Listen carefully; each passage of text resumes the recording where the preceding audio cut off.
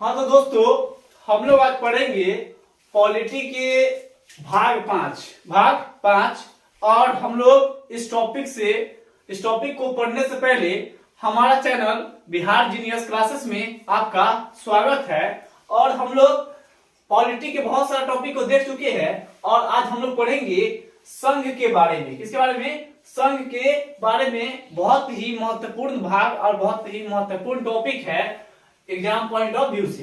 तो देखेंगे हम लोग। तो भाग 5 में पढ़ना है संघ के बारे में। भाग 5 पढ़ना है संघ के बारे में। इससे पहले तो भाग 1 में क्या कहता है? राज्य एवं उसके क्षेत्र। भाग 1 में क्या है? राज्य एवं उसके क्षेत्र। 2 में क्या है? नागरिकता। 3 में क्या है? मौलिक अधिकार। 4 में क्या है? तो डीपीएसपी है। क्या है? डीपीएसपी यानी direct principle state policy. Direct principle state policy है। फिर क्वेश्चन कह रहा है क्या कि फिर क्वेश्चन कहेगा आपको कि बताइए भाग 5 में क्या है? तो भाग 5 में संघ है, जिसमें राष्ट्रपति, प्रधानमंत्री, उपराष्ट्रपति, राष्ट्रपति, ये सब चीज के बारे में, महान्यायवादी, सुप्रीम कोर्ट, हाई कोर्ट, सब चीज के बारे में पढ़ेंगे। सुप्रीम कोर्ट के बारे में। तो यहाँ पे देखिएगा तो कह रहा है कि राष्ट्रपति। तो राष्ट्रपति के बारे में हम लोग पढ़ेंगे। तो राष्ट्रपति का जो जानकारी मिलती है अनुच्छेद 52 से लेकर अनुच्छेद 61 में। अनुच्छेद 52 से अनुच्छेद 61। तो अनुच्छेद 52 में क्या है? तो अनुच्छेद 52 में कहता है, तो राष्ट्रपति के बारे में समझेगा।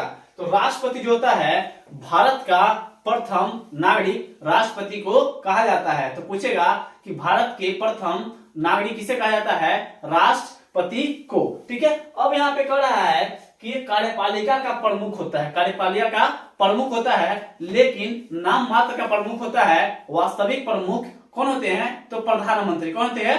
प्रधानमंत्री। और फिर क्वेश्चन यहाँ पे बनेगा कि बताइए भारत का राष्ट्रपति, भारत का एक राष्ट्रपति होगा अनुच्छेद 52 के तहत। अनुच्छेद 52 के तहत भारत का एक राष्ट्रपति होगा। और अनुच्छेद 53 के तहत भारत का एक क्या है? तो भारत का राष्ट्रपति जो है, जो कार्यपालिका शक्ति में निहित है। तो कार्यपालिका की शक्ति किसमें निहित है? तो राष्ट्रपति में अनुच्छेद 53 के तहत। अनुच्छेद 53 के तहत। और निर्वाचन जो है अनुच्छेद 54। तो हम लोग जानते हैं कि राष्ट्रपति का निर्वाचन जो है अनुच्छेद 54 है। अनुच्छेद 54 में याद रखिएगा। तो क्वेश्चन पूछता है कि बताइए निर्वाचन जो है राष्ट्रपति का निर्वाचन कितने अनुच्छेद में है? 54 में। कितना में? 54 में। और निर्वाचन में क्या क्या होता है? तो लोकसभा, राज्यसभा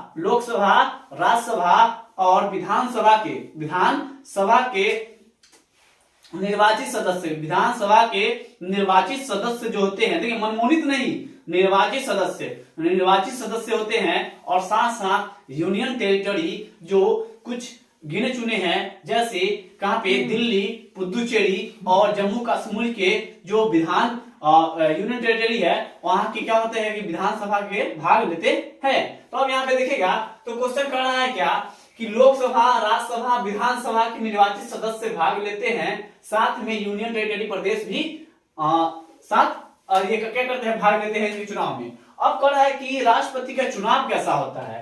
तो राष्ट्रपति का निर्वाचन की जो बात कही गई है अनुच्छेद 55 में। अनुच्छेद 55 में निर्वाचन की रीति तो क्वेश्चन पूछता है कि राष्ट्रपति के निर्वाचन की रीति किस अनुच्छेद में है? तो अनुच्छेद 55 के तहत। तो ये जो होता है राष्ट्रपति का जो चुनाव होता है अप्रत्यक्ष होता है। कैसा होता है? अप्रत्यक्ष, एकल संक्रमणीय पद्धति के द्वारा होता है। ये गुप्त मतदान होता है। कैसा होता है? गुप्त मतदान। तो क्वेश्चन ऐसे पूछेगा कि राष्ट्रपति के चुनाव किस पद्धति के द्वारा चुनाव होता है, निर्वाचन होता है? एकल संक्रमणीय पद्धति के द्वारा, अप्रत्यक्ष होता है। क्या होता है? अप्रत्यक्ष। अब क्वेश्चन में आता है, तो यहाँ पे देखिए तो भारत के राष्ट्रपति जो है ये, अब यहाँ पे देखिए तो कह रहा है कि भारत के, यहाँ पे 55 तक हो गया, 56 देखिए। तो 56 में जो है राष्ट्रपति का कार्यकाल, तो राष्ट्रपति का कार्यकाल कितने वर्ष तक होता है? 5 वर्ष। कितना वर्ष? 5 वर्ष तक होता है। अब इनको कह रहा है कि पुनर्निर्वाचन के लिए पात्रता, यानी फिर से निर्वाचन, यानी दोबारा निर्वाचन के लिए पात्रता जो है कितना? अनुच्छेद 57 में। फिर कह रहा है कि राष्ट्रपति पद की योग्यता जो है 58 में। कितना में? अनुच्छेद 58 में राष्ट्रपति पद की योग्यता है। तो क्वेश्चन को याद रखेगा ध्यान से कि कार्यकाल हो जाएगा 56 में। कार्यकाल 56, ठीक है। और क्वेश्चन पूछेगा पुनर्निर्वाचन 57, पुनर्निर्वाचन 57 और राष्ट्रपति पद की योग्यता 58 में, राष्ट्रपति पद की योग्यता 58 में। और कह रहा है क्या कि अनुच्छेद 58 जो है, अनुच्छेद 58 जो है राष्ट्रपति पद की योग्यता, तो योग्यता क्या क्या होना चाहिए, तो भारत का नागरिक होना चाहिए, भारत की नागरिक होना चाहिए और 35 वर्ष की आयु होना चाहिए। 35 वर्ष की आयु हम लोग जानते हैं और भारत में कौन कौन जो पद है जो 35 वर्ष की आयु तक होती है, राष्ट्रपति, उपराष्ट्रपति, राज्यपाल के पद जो होता है वो 35 वर्ष का होता है और राज्यसभा का 30 वर्ष, विधायक का 25 वर्ष, संसद का 25 वर्ष, ठीक है, और पंचायती का 21 वर्ष, ठीक है। तो यहाँ पे देखेंगे हम लोग तो राष्ट्रपति का आयु जो होता है न्यूनतम आयु वो 35 वर्ष और लोक लाभ के पद पर ना हो, कोई सरकारी जॉब में ना हो, ठीक है। अब यहाँ पे क्वेश्चन है कि अब राष्ट्रपति के पद के लिए शर्तें क्या क्या है। पद की योग्यता तो हो गया, पद की योग्यता 58 में और 59 में जो है पद की शर्तें जो है 59 में है। तो जानते हैं कि जब भी कोई भी चुनाव लड़ने से पहले उनका नॉमिनेशन होता है, क्या है, नॉमिनेशन होता है। और नॉमिनेशन जब होता है तो वहां पे जमानत राशि कुछ भरना पड़ता है, जैसे हम लोग फॉर्म भरते हैं तो फॉर्म भरने के पहले कुछ राशि देते हैं, उसी प्रकार इन लोग नॉमिनेशन जब भरते हैं तो उनसे पहले इनको राशि लिया जाता है, जो राशि जो है 15,000 रुपया लगता है। तो राष्ट्रपति का जब नॉमिनेशन होता है तो उस समय जमानत राशि 15,000 रुपया लगता है। और इसमें क्या शर्तें जो होना चाहिए, पागल एवं दिवालिया ना हो। तो दिवालिया का समझिएगा कि दिवालिया क्या होता है, दिवालिया किसे कहते हैं, दिवालिया उसे कहते हैं कि देखिए मान के चलिए हमारे देश से पैसा यानी बैंक को लूट कर कहने का कर्ज लेकर यहाँ से 200 करोड़ 300 करोड़ रुपया कर्ज लेकर अब भाग नहीं गए, कर्ज बैंक को डुबो दिए, देश को डुबो दिए, तो उसमें क्या होता है, उसी को दिवालिया कहा जाता है या पागल घोषित कर दिया जाता है, ठीक है। तो पागल ना होना चाहिए, ना ही दिवालिया होना चाहिए, ठीक है। अब यहाँ पे क्वेश्चन आता है राष्ट्रपति पद का शपथ। तो हम लोग जानते हैं कि राष्ट्रपति पद का शपथ कौन दिलाता है, तो राष्ट्रपति पद का शपथ कौन दिलाता है, तो क्या बोलता है, सुप्रीम कोर्ट के मुख्य न्यायाधीश यानी सीजीआई, कौन, सीजीआई मुख्य न्यायाधीश जो है राष्ट्रपति पद का शपथ दिलाते हैं। और अगर जो मुख्य न्यायाधीश ना हो तो राष्ट्रपति मुख्य सुप्रीम कोर्ट के कौन, तो वरिष्ठतम न्यायाधीश जो होता है वो शपथ दिलाएगा राष्ट्रपति को, ठीक है। अब क्वेश्चन है कि अब महाभियोग, तो महाभियोग हम लोग जानते हैं कि राष्ट्रपति पर महाभियोग जो है अनुच्छेद 61 के तहत, अनुच्छेद 61 के तहत, तो याद रखिएगा क्वेश्चन में ये सब। देखिए ये क्वेश्चन जो है आपको पॉलिटिक्स का बहुत ही बैकबोन चैप्टर सब है, समझिए कितना डायरेक्ट क्वेश्चन यहाँ से मिलता है देखने को। राष्ट्रपति हो गया, उपराष्ट्रपति हो गया, राज्यपाल हो गया, प्रधानमंत्री हो गया, हाई कोर्ट हो गया, सुप्रीम कोर्ट हो गया, महान्यायवादी हो गया, ये सब समझिए कि ये पॉलिटी का बैकबोन है। और ये भाग 5 जो है ये भी समझिए कि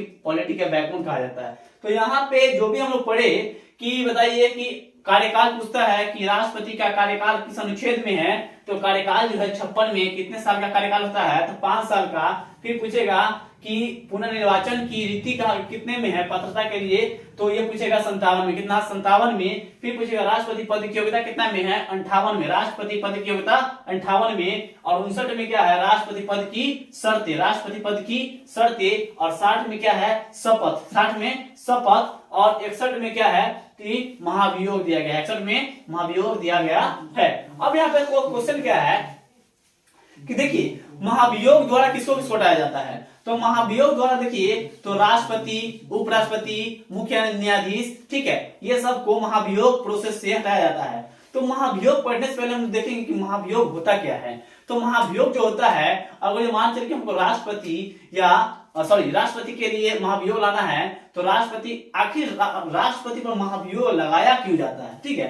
तो राष्ट्रपति पर महाभियोग लगाने का रीजन क्या होता है, क्यों लगाया जाता है, देखिए यहाँ पे। तो जब राष्ट्रपति किसी विदेश के प्रभाव में आ जाए, जब राष्ट्रपति, हमारा देश के राष्ट्रपति किसी दूसरे देश के प्रभाव में, प्रभाव करने का उसके देश को सपोर्ट कर रहा है, अपना सभी आंतरिक बातें यानी देश की बातें जो है वो विदेश को बता रहा है, तो उस पर महाभियोग लगाया जाता है। या संविधान के अतिक्रमण करने पर यानी संविधान को कुचलने पर महाभियोग लगाया जाता है, ठीक है। तो यहाँ पे क्वेश्चन है कि महाभियोग अब लाया कैसे जाता है, महाभियोग का कारण तो पता चल गया कि महाभियोग लगाया क्यों जाता है। लेकिन तो महाभियोग कैसे, तो जब राष्ट्रपति किसी विदेश के प्रभाव में आ जाए या राष्ट्रपति संविधान के अतिक्रमण करने पर जब अतिक्रमण करता है संविधान का, तब महाभियोग लगाया जाता है। तो महाभियोग लाने की प्रक्रिया क्या है, महाभियोग लाया क्यों जाता है, कैसे लाया जाता है, क्या क्या करना पड़ता है। तो महाभियोग लाने के लिए सबसे पहले 50 प्रस्तावक 50 अनुमोदक होना चाहिए, 50 प्रस्तावक और 50 अनुमोदक होना चाहिए। और साथ साथ इसमें क्या होता है कि जब 50 अनुमोदक और 50 प्रस्तावक होने के बाद क्या होता है कि राष्ट्रपति को 14 दिन पहले लिखित सूचना देना पड़ता है, 14 दिन पहले लिखित सूचना देना पड़ता है कि आप पे महाभियोग लगाया जाएगा। अब उस लिखित सूचना में क्या होता है कि सदस्य का 1/4 सदस्य उस क्या होता है कि सूचना पत्र पे सिग्नेचर करते हैं। फिर जाकर क्या होता है कि 14 दिन बाद क्या होता है कि क्या होता है, देखिए लोकसभा या राज्यसभा कहीं भी ये महाभियोग लाया जा सकता है, ठीक है, किसी भी सदन में। तो 2/3 सदस्य के द्वारा क्या किया जाता है कि इसको पास कराकर प्रस्ताव बहुमत को पास होने के बाद राष्ट्रपति को हटाया जा सकता है। 2/3 बहुमत से महाभियोग लगाकर राष्ट्रपति को हटाया जा सकता है, ठीक है। तो यहाँ पे देखिए लिख दिया है महाभियोग किसी भी संसद द्वारा लाया जा सकता है। 14 दिन पहले सूचना देनी पड़ती है, 1/4 सदस्य का हस्ताक्षर है और संसद द्वारा 2/3 सदस्य के प्रस्ताव बहुमत पास होने से राष्ट्रपति को हटाया जा सकता है। अब इसमें देखना क्या है कि राष्ट्रपति को हटाया कैसे जाता है, राष्ट्रपति कैसे हटते हैं, महाभियोग क्या होता है, महाभियोग क्यों लाया जाता है, कहाँ लाया जाता है, कैसे लगाया जाता है, ये सब चीज हमें पढ़ ली है।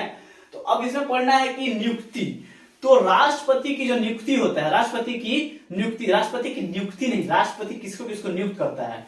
तो हमारे देखिए नियुक्ति का अर्थ समझिएगा क्या होता है। जैसे मान के चलिए कि हम लोग जिसको मान के हमारा जो प्रतिनिधि जो होता है जिसको हम वोटिंग करते हैं, जिसके लिए मान के चलिए कि हमारे क्षेत्र में जो सांसद होते हैं, जो विधायक होते हैं, उसको हम क्या करते हैं, वोटिंग करते हैं। तो वोटिंग करने के बाद जब वो जीतता है तो वो प्रतिनिधि होता है, कैंडिडेट होता है।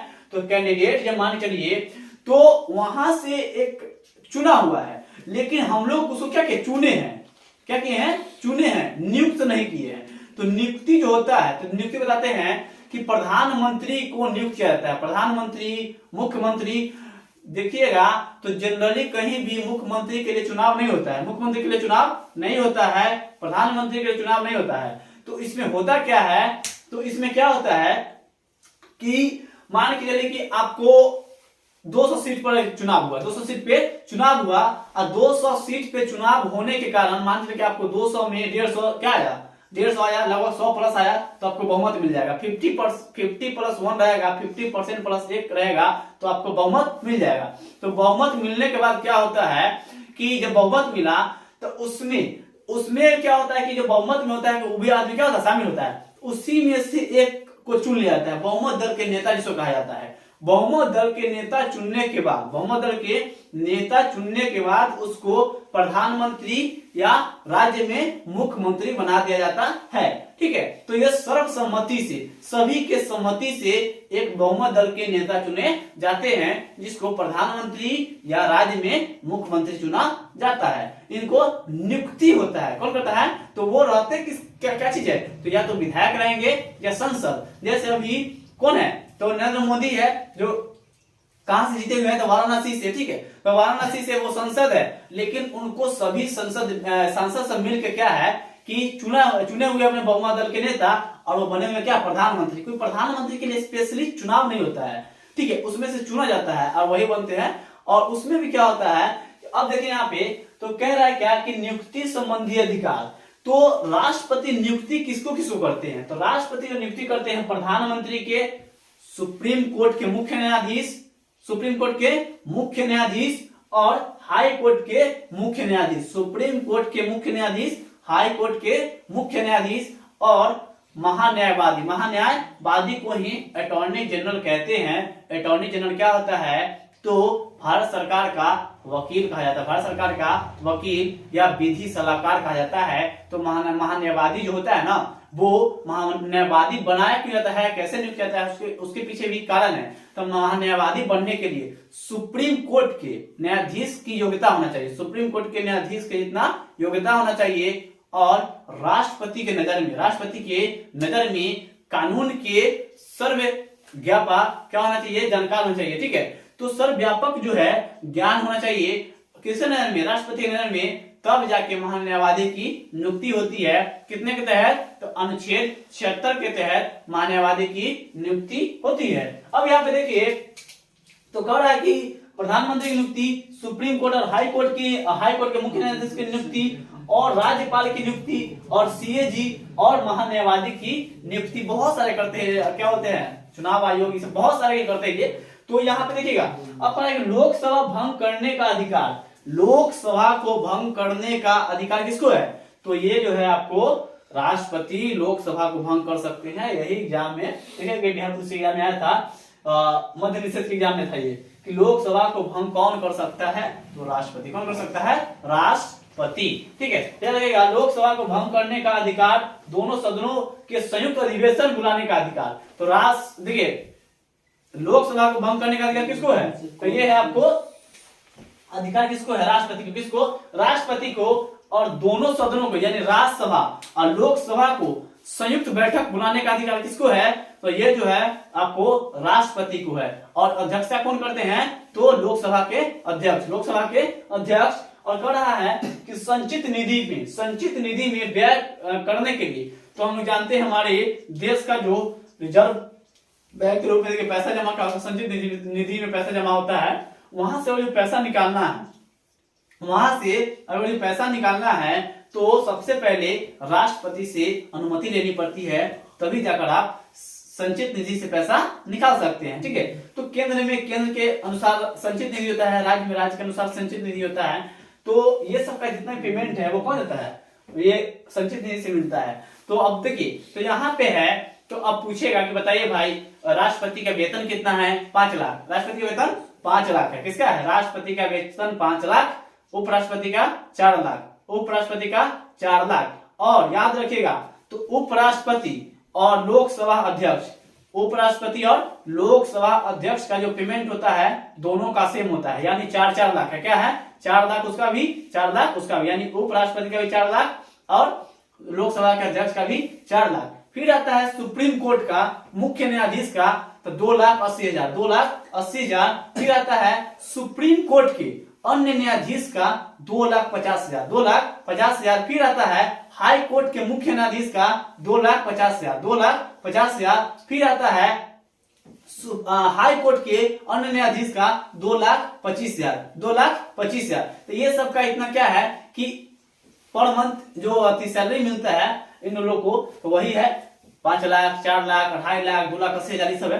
तो यहाँ पे देखिए तो लोकसभा को भंग करने का अधिकार राष्ट्रपति को है, और सत्र यानी दोनों सदन को बुलाने का अधिकार भी किसको है, तो राष्ट्रपति को है। अध्यक्षता लोकसभा अध्यक्ष करते हैं। और याद रखिए संचित निधि से पैसा निकालने के पहले राष्ट्रपति की अनुमति लेनी पड़ती है। अब कह रहा है कि राष्ट्रपति का अधिकार क्या क्या है, राष्ट्रपति का अधिकार क्या क्या है, तो क्वेश्चन पूछेगा राष्ट्रपति का अधिकार क्या क्या है। राष्ट्रपति का अधिकार तो यहाँ पे देखेगा संसद, तो संसद के सदस्य को मनमोहित करने का अधिकार। तो हम लोग पढ़े हैं कि संसद में यानी राज्यसभा में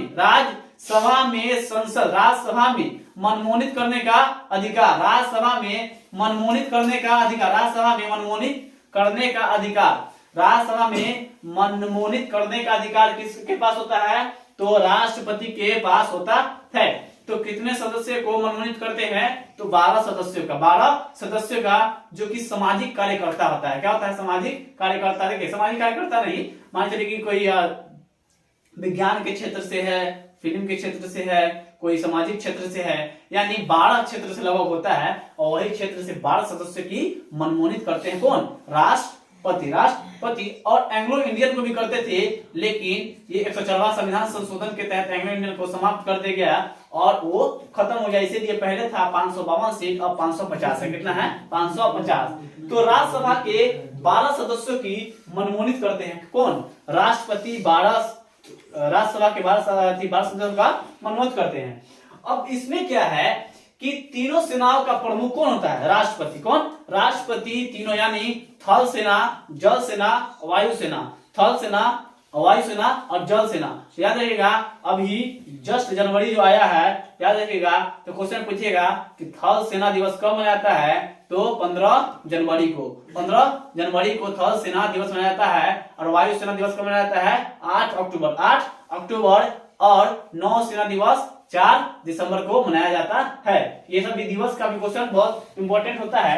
तो यहाँ देखिएगा, तो यहाँ पे कह रहा है कि तीनों सेना का प्रमुख कौन होते हैं? राष्ट्रपति। तीनों सेना का प्रमुख राष्ट्रपति होते हैं। और याद रखिएगा, क्षमादान, क्षमादान के बारे में समझिएगा।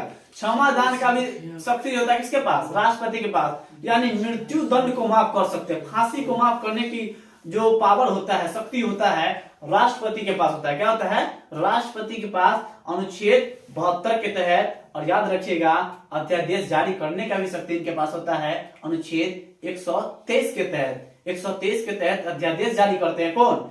राष्ट्रपति। अब यहाँ पे क्या है कि दूसरे देशों के साथ कोई भी समझौता या संधि राष्ट्रपति के नाम से होता है। तो मान के चलिए कि कोई दूसरा देश से संधि हो रहा है, समझौता हो रहा है, तो ये किसके अनुमति से होता है? तो ये किसके नाम पे होता है? तो राष्ट्रपति के नाम पे होता है। क्योंकि भारत का प्रमुख कोई व्यक्ति है तो हमारे देश का, तो वो राष्ट्रपति है। कौन है? राष्ट्रपति। या भारत के प्रथम व्यक्ति जो है कौन है? राष्ट्रपति। ठीक है। तो अब यहाँ पे कह रहा है कि आपातकालीन शक्तियां, आपातकालीन शक्तियां, तो हम लोग जानते हैं क्या? तो हम लोग जानते हैं कि आपातकाल जो होता है 3 प्रकार का होता है। क्या होता है? आपातकाल 3 प्रकार की।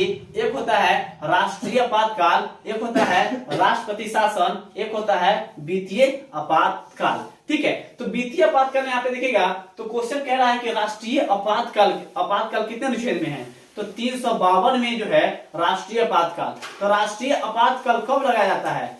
तो आंतरिक भारत में, भारत के बाहर मान के चलिए कोई विदेशी आक्रमण, चाहे युद्ध, ये सब हो रहा है, उस समय राष्ट्रीय शासन लगाया जाता है। क्या? राष्ट्रीय शासन, यानी राष्ट्रीय आपातकाल लगाया जाता है 352 के तहत। और 356 में क्या है?